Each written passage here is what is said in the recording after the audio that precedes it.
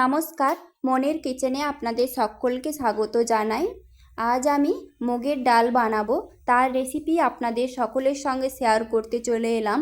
ভিডিওটি সম্পূর্ণ দেখতে থাকুন, নিশ্চয়ই ভালো লাগবে। অনুষ্ঠান বাড়ির মতো টেস্ট হবে। এই রেসিপির জন্য আমি নিয়েছি 100 গ্রাম সোনা মুগ ডাল। মুগ ডালটি আমি কড়াই ভেজে নিচ্ছি।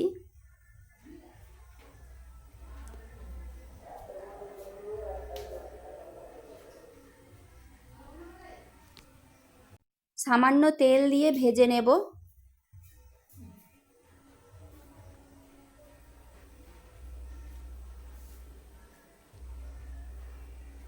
মুগ ডাল থেকে ভাজা সুগন্ধ ছড়াচ্ছে।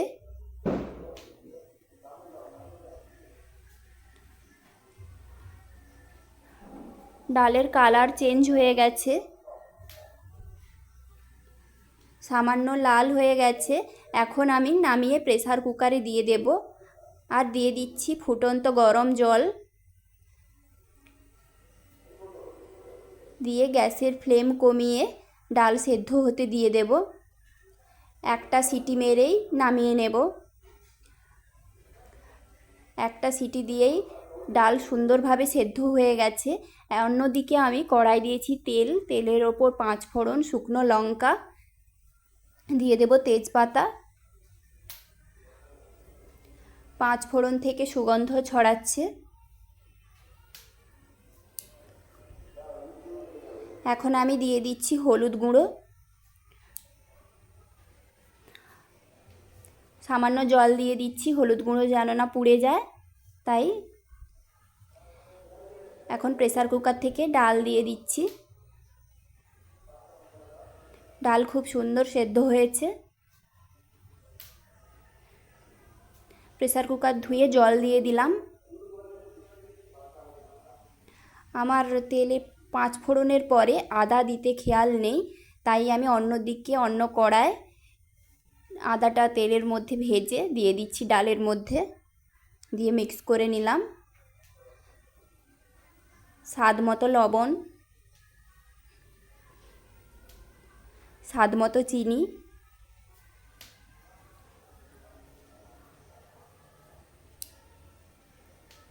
এইভাবে 5 মিনিট ফুটিয়ে নেব।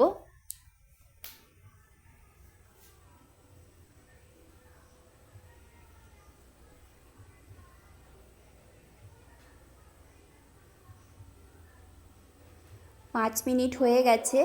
এখন আমি আগে থেকে ভেজে রাখা জিরে গুঁড়ো ছড়িয়ে দিলাম।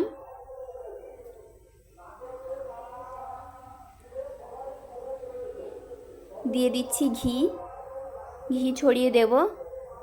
ঘি দিলে মুগ ডালের সুগন্ধ কিন্তু দ্বিগুণ হয়ে যায়, খেতেও ভালো লাগে। ঘি দিয়ে মিক্স করে গ্যাস অফ করে দেব। এইভাবে মুগ ডাল বানালে গরম ভাতেও দুর্দান্ত লাগে। বন্ধুরা, আমার ভিডিওটি ভালো লাগলে লাইক, কমেন্ট, শেয়ার আর অবশ্যই সাবস্ক্রাইব করে আমার পাশে থাকবেন। এই হলো মুগ ডালের ফাইনাল ভিউ। ডালের ঘনত্ব ঠিক এরকম আছে। ঠান্ডা হয়ে গেলে আরও ঘন হয়ে যাবে কিন্তু। এখন এটা গরম ভাতে পরিবেশন করুন। ভিডিওটি সম্পূর্ণ দেখার জন্য ধন্যবাদ। ভালো থাকবেন, সুস্থ থাকবেন। দেখা হবে পরের কোনো ভিডিওতে, নতুন কোনো রেসিপিতে।